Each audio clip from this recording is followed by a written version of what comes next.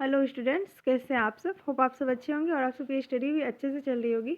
तो जैसा कि आप सबको पता है कि हम लोग मंथली मैगजीन करंट अफेयर्स का जो प्रतियोगिता दर्पण आता है उसको कवर कर रहे हैं। तो अभी जो हम लोग पढ़ेंगे वो फरवरी का पढ़ेंगे, चूँकि ये जनवरी के स्टार्टिंग में ही आ गया था। तो इसमें जो भी टॉपिक्स वगैरह होंगी, जो भी घटनाएँ होंगी, वो नवंबर और दिसंबर की होंगी। और जो नए स्टूडेंट्स जुड़ रहे हैं हमारे साथ, हम उनको बता दें कि हम प्रत्येक मंथ प्रतियोगिता दर्पण जो मंथली मैगजीन आती है उसको कवर कर रहे हैं। ठीक है, तो आप सब भी जुड़िए और अपने करंट अफेयर्स को इजी से इजी बनाइए। तो चलिए देखते हैं कि हमारा जो पहला टॉपिक है, आज पहला टॉपिक क्या है। तो हमारा पहला टॉपिक है राष्ट्रीय घटनाक्रम। डैट मीन्स कि हमारे राष्ट्र में यानी कि हमारे देश में जो भी घटनाएं हुई होंगी उनको हम इसमें स्टडी करेंगे। तो चलिए देखते हैं पहला टॉपिक हमारा आज क्या है। तो वो है एक देश एक चुनाव के लिए आवश्यक संविधान संशोधन विधेयक लोकसभा में प्रस्तुत, संयुक्त संसदीय समिति को संदर्भित। ठीक है, तो यहाँ पे है एक देश एक चुनाव यानी कि वन नेशन वन इलेक्शन की बात चल रही है। तो पहले तो आप ये समझिए कि वन नेशन वन इलेक्शन क्या है। ठीक है, तो वन नेशन वन इलेक्शन का मतलब हो गया एक राष्ट्र एक चुनाव। दरअसल वर्तमान में लोकसभा का चुनाव और विधानसभा का चुनाव अलग अलग होता है, आप सबको ये बात पता है। और विधानसभा का भी अलग अलग चुनाव में अलग अलग टाइम पर चुनाव होता है, ये भी आप सबको पता है। तो कहीं ना कहीं किसी न किसी राज्य में चुनाव होते रहता है और ये लगातार 30 वर्षों से हर साल चुनाव हो रहा है। तो हर साल चुनाव होने की वजह से बहुत सारी समस्याएं भी उत्पन्न हो रही है। तो इसी को ध्यान में रखते हुए केंद्र सरकार ने ये डिसीजन लिया है कि अब वन नेशन वन इलेक्शन कराया जाएगा, यानी कि ONOE। ठीक है, वन नेशन वन इलेक्शन कराया जाएगा। तो उसी के लिए सरकार ने 2 बिल पेश किया है। आप उसे अभी जब यहाँ पे हम पढ़ेंगे, इसको पढ़ना स्टार्ट करेंगे तो यहाँ पे हम उसको स्टडी करेंगे। उससे पहले आप ये समझ लीजिए कि वन नेशन वन इलेक्शन होता क्या है। ठीक है, तो वन नेशन वन इलेक्शन का मतलब चुनाव अब 2 चरणों में कराया जाएगा। ठीक है, तो सबसे पहले तो यहाँ पे आपका क्वेश्चन ये बन सकता है कि वन नेशन वन इलेक्शन जो कितने उसके तहत कितने चरणों में चुनाव होगा। तो 2 चरणों में चुनाव होगा। ठीक है, इसको आप लोग ध्यान में रख लीजिए। अच्छा हाँ, एक क्वेश्चन और भी यहाँ पे बन सकता है, वन नेशन वन इलेक्शन जो है वो क्या है। ठीक है, तो खैर चलिए देखते हैं आगे क्या है। तो 2 चरणों में कराया जाएगा चुनाव। तो वो 2 चरण क्या होंगे। तो पहला होगा लोकसभा और विधानसभा का चुनाव एक साथ होगा। ठीक है, और दूसरा होगा कि नगर पालिका और पंचायत का जो चुनाव होगा वो एक साथ होगा। तो जब लोकसभा और विधानसभा का चुनाव हो जाएगा तो उसके 100 डेज के अंदर नगर पालिका और पंचायत का चुनाव कराया जाएगा। तो इसे ही कहते हैं वन नेशन वन इलेक्शन। ठीक है, तो आपसे अगर ये क्वेश्चन पूछा जाए कि वन नेशन वन इलेक्शन क्या है तो आप वहाँ पे ये बता सकते हैं। ठीक है, और हाँ यहाँ पे जैसा कि मैंने बताया एक मेन क्वेश्चन यहाँ पे बन सकता है कि वन नेशन वन इलेक्शन का चुनाव जो है वो कितने चरणों में होगा। तो 2 चरणों में होगा, इस बात को ध्यान रखिएगा। अच्छा, यहाँ एक क्वेश्चन और बन सकता है कि लोकसभा और विधानसभा के चुनाव के बाद कितने दिन के अंदर नगर पालिका और पंचायत का चुनाव होगा। तो 100 डेज के अंदर। वहाँ पे ऑप्शन रहेंगे ढेर सारे, उसमें 100 डेज रहेगा, तो आप उसको टिक कीजिएगा। ठीक है, आगे हम लोग देखते हैं कि अब इसमें हम लोग देखते हैं कि इसमें क्या है। तो इसमें दिया हुआ है, विपक्ष के जबरदस्त विरोध के बीच सरकार ने एक देश एक चुनाव के लिए 2 विधेयक 17 दिसंबर 2024 को लोकसभा में पेश किए। ठीक है, यहाँ पे आप सब देख लीजिए 2 विधेयक। एक मिनट,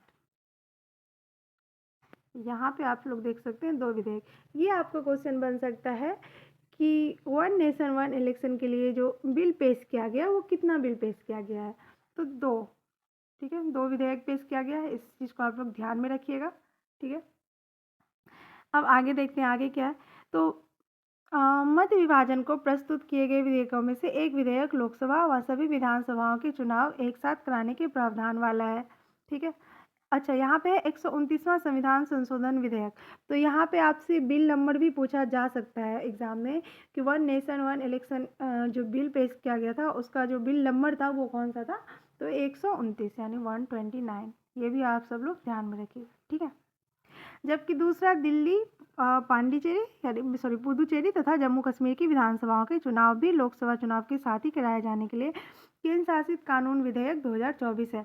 तो पहला क्या है, तो पहला ये है कि एक विधेयक लोकसभा व सभी विधानसभाओं के चुनाव एक साथ कराने के प्रावधान वाला है। ठीक है, और दूसरा क्या है, दिल्ली पुदुचेरी तथा जम्मू कश्मीर यानी कि जो जो यूटी है, आप सबको पता है कि 8 यूटी और 8 यूटी में जो 3 यूटी है, दिल्ली, पुदुचेरी तथा जम्मू कश्मीर, तो वहाँ पे विधानसभा है। तो इन दोनों के लिए अलग अलग विधेयक पेश किए गए हैं। ठीक है, आगे देखते हैं। दूसरे संशोधन विधेयक के जरिए 3 कानूनों में बदलाव किया जाना है। तो यहाँ पे जो यूटी के बारे में दिया हुआ है, केंद्र शासित कानून विधेयक जो आ रहा है, उस विधेयक के जरिए 3 कानूनों में बदलाव किया जाना है। ठीक है, तो ये भी आप लोग ध्यान में रखिएगा, यहाँ पे 3। ठीक है, चलिए आगे देखते हैं आगे क्या है। तो वो जो 3 कानून है वो कौन कौन से हैं, तो वो हैं the government of union territories act 1963, the government of national capital territory of Delhi 1991 और the Jammu and Kashmir reorganisation act 2019 इनमें शामिल है। ठीक है, तो इसको आप लोग थोड़ा बहुत देख लीजिएगा, अगर ऑप्शन में रहेगा तो आपके लिए ईजी होगा, आप इसको टिक कर लीजिएगा। ठीक है, आगे देखते हैं। एक देश एक चुनाव को लागू करने के लिए संविधान संशोधन के जरिए संविधान में एक नया अनुच्छेद 82A जोड़ने और 3 अनुच्छेदों में संशोधन करने की व्यवस्था की जाएगी। तो यहाँ पे देखिए, यहाँ पे 82A की बात की गई है। तो ये 82A क्या होगा कि जब ये एक्ट बन जाएगा तो वो कौन सा एक्ट होगा, तो 82A।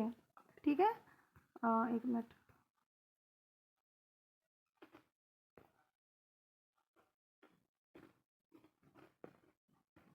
तो ये आर्टिकल नंबर जो होगा वो 82A होगा। सॉरी, एक्ट नहीं, आर्टिकल नंबर जो होगा वो कौन सा होगा, तो 82A होगा। ठीक है, और आगे देखते हैं कि 3 अनुच्छेदों में संशोधन। तो वो जो 3 अनुच्छेद हैं जिनमें संशोधन की जाएगी वो है 83, 172 एंड 327। आप सबको पता है आर्टिकल 83 में क्या है, तो आर्टिकल 83 में है कि लोकसभा का जो चुनाव होगा वो 83 5 साल के लिए होगा। 83 आर्टिकल में ये दिया हुआ है, और 172 में दिया हुआ है कि विधानसभा का जो चुनाव होगा वो 5 साल के लिए होगा। तो 172 में दिया हुआ है, और 327 में क्या दिया हुआ है, 327 में ये दिया हुआ है कि संसद के पास ये शक्ति है कि विधानमंडल के चुनाव संबंधी प्रावधान वो कर सकते हैं। ठीक है, तो आपसे ये भी क्वेश्चन पूछा जा सकता है एग्जाम में कि 83, 172 और एंड 327 आर्टिकल जो है ये क्या है, इसको अलग अलग करके भी पूछा जा सकता है। ठीक है, तो चलिए आगे देखते हैं आगे क्या। वांछित संविधान संशोधन विधेयकों को पारित करने के लिए संसद के दोनों सदनों में 2/3 बहुमत की आवश्यकता होगी। ठीक है, लोकसभा की 543 सीटों में एनडीए के पास अभी 292 सीटें हैं। 2/3 बहुमत के लिए 362 मत जरूरी है। अच्छा, ये संविधान में संशोधन हो रहा है तो इसके लिए तो स्पेशल मेजोरिटी चाहिए, तो यहाँ पे 2/3 की जरूरत पड़ेगी। उधर राज्यसभा की 245 सीटों में एनडीए के पास अभी 112 सीटें हैं। 6 मनोनीत सांसदों का भी उसे समर्थन प्राप्त है, जबकि विपक्ष के पास 85 सीटें हैं। 2/3 बहुमत के लिए 164 सीटें जरूरी है। ऐसे में विधेयक पर आम सहमति बनाने के लिए सरकार ने विस्तृत चर्चा के लिए इसे संयुक्त संसदीय समिति को संदर्भित किया है। इसके लिए गठित 39 सदस्यीय संयुक्त संसदीय समिति में 27 सदस्य लोकसभा से व 12 सदस्य राज्यसभा से शामिल किए गए हैं। संयुक्त संसदीय समिति में जेपीसी यानी कि ज्वाइंट पार्लियामेंट्री कमेटी। तो अब यहाँ पे एक क्वेश्चन बन सकता है कि ज्वाइंट पार्लियामेंट्री कमेटी में जो है वो कितने मेंबर्स हैं, तो 39। आप लोग इसको ध्यान में रखिएगा, यहाँ पे 39 सदस्य। ठीक है, जेपीसी में कितने टोटल मेंबर्स कितने हैं, तो 39 मेंबर्स हैं। ठीक है, और इसमें 27 लोकसभा से हैं और 12 सदस्य राज्यसभा से। ठीक है, इसको भी आप लोग याद में ध्यान में रखिएगा। जेपीसी में टोटल मेंबर है 39, जिसमें 27 है लोकसभा से और 15 सदस्य राज्यसभा से। यहाँ स्पेस 12 सदस्य राज्यसभा से, यहाँ स्पेस नहीं है इसलिए नहीं हो पा रहा। एनीवेज को हटा देते हैं, आगे देखते हैं। 27 सदस्य लोकसभा से और 12 सदस्य राज्यसभा से। आप लोग यही देख लीजिए, स्पेस की वजह से हम लिख नहीं सकते। ठीक है, और इसके जो अध्यक्ष हैं वो कौन है, तो पीपी चौधरी। ठीक है, जेपीसी के अध्यक्ष कौन है, तो पीपी चौधरी, ये भी आप लोग ध्यान में रखिएगा। ठीक है, पीपी चौधरी इसके अध्यक्ष है। गठित जेपीसी में भाजपा के अनुराग ठाकुर, वहाँ संबित पात्रा, कांग्रेस की प्रियंका गांधी, रामकप्पा की सुप्रिया सुले आदि शामिल हैं। समिति संसद के अगले सत्र के अंतिम सप्ताह के पहले दिन अपनी रिपोर्ट लोकसभा में प्रस्तुत करेगी। ठीक है, आगे देखते हैं। ज्ञातव्य है कि एक देश एक चुनाव पर विचार के लिए उच्च स्तरीय समिति का गठन पूर्व राष्ट्रपति रामनाथ कोविंद की अध्यक्षता में 2 सितंबर 2023 को किया गया था। अच्छा, तो यहाँ पे एक क्वेश्चन ये बन सकता है कि वन नेशन वन इलेक्शन जो है वो किस कमेटी की रिकमेंडेशन पे आया? तो यहाँ पे आप लोग ध्यान में रखिएगा, रामनाथ कोविंद कमेटी, ठीक है, रामनाथ कोविंद कमेटी की रिकमेंडेशन पे ये वन नेशन वन इलेक्शन जो है वो पेश किया गया था, ठीक है। तो आप डेट भी याद रख सकते हैं, 2 सितंबर 2023। आगे देखते हैं। समिति ने 14 मार्च 2024 को अपनी रिपोर्ट राष्ट्रपति द्रौपदी मुर्मू को सौंपी थी। इसी रिपोर्ट के लिए विभिन्न पदाधिकारी एवं विशेषज्ञों के अतिरिक्त 47 राजनीतिक दलों ने अपनी राय कोविंद समिति को दी थी। इनमें से 32 दलों ने एक देश एक चुनाव का समर्थन किया था, जबकि 15 दलों ने विरोध किया था। समर्थन करने वाले दलों में भाजपा, शिवसेना, तेलुगु देशम पार्टी, लोजपा, एनसीपी व जनता दल आदि जहां शामिल थे। वहीं इसका विरोध करने वाले दलों में कांग्रेस, समाजवादी पार्टी, AIM, राजद, शिरोमणि वगैरह वगैरह दल आदि शामिल थे, ठीक है।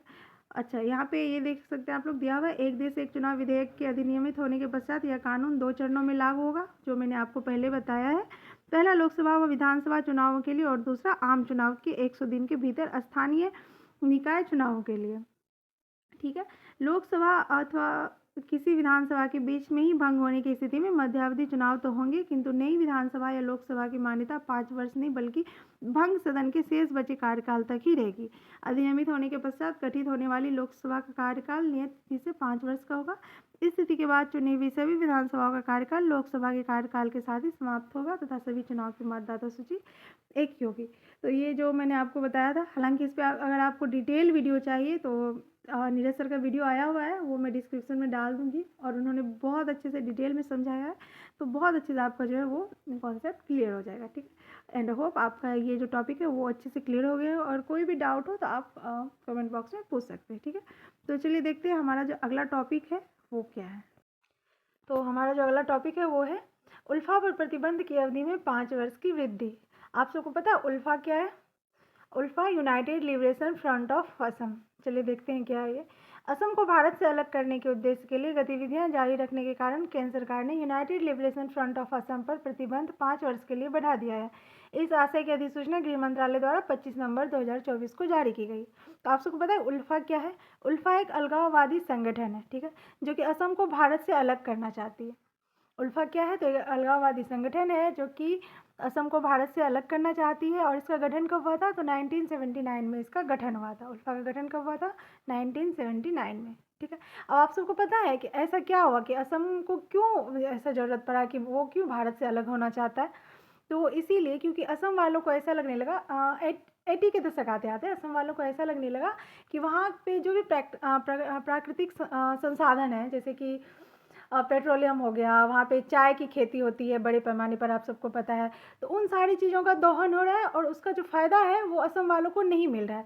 मतलब ये कि सरकार उन चीज़ों का भरपूर लाभ ले रही है, लेकिन असम के लोग जो हैं वो उनको उसका लाभ बिल्कुल भी नहीं मिल रहा है। बाहर के लोग आ रहे हैं, वहाँ पे बड़े बड़े इंडस्ट्रीज़ बन रहे हैं, लेकिन असम के लोगों को उससे कोई फ़ायदा नहीं है। बस वहाँ के जितने भी प्राकृतिक संसाधन है उस सबका वहाँ पे दोहन हो रहा है, ठीक है। तो इसीलिए वहाँ पे एक संगठन बना 1979 में, अलगाववादी संगठन उल्फा, ठीक है।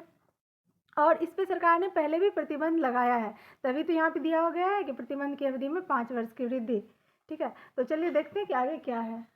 ओके, चलिए। भारत विरोधी गतिविधियों के कारण उल्फा को पहली बार 1990 में प्रतिबंधित संगठन घोषित किया गया था।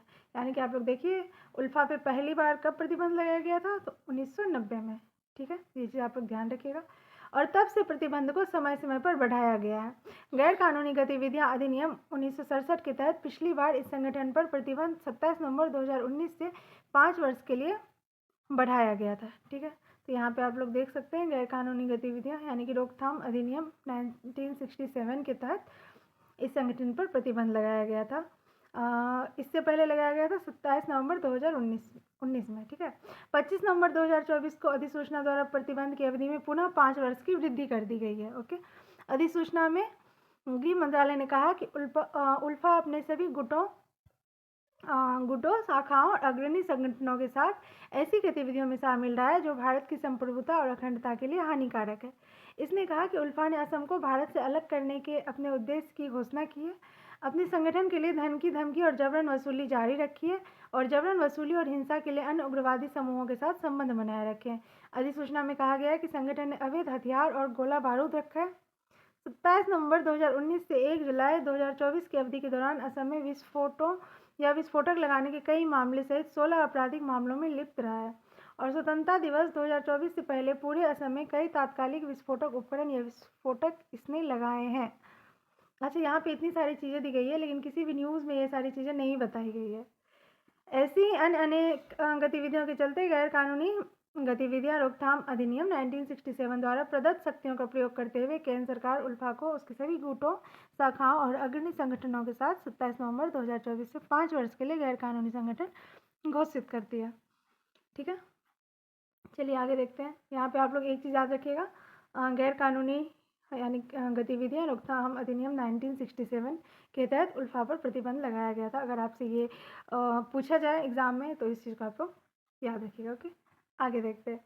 उल्लेखनीय है कि उल्फा के अरविंद राजखोवा के नेतृत्व वाले वार्ता समर्थक गुट ने 29 दिसंबर 2023 को केंद्र और असम सरकार के साथ एक शांति समझौते पर हस्ताक्षर किए थे, जिसमें हिंसा छोड़ने, सभी हथियार सौंपने, संगठन को भंग करने और लोकतांत्रिक प्रक्रिया में शामिल होने पर सहमति व्यक्त की गई थी।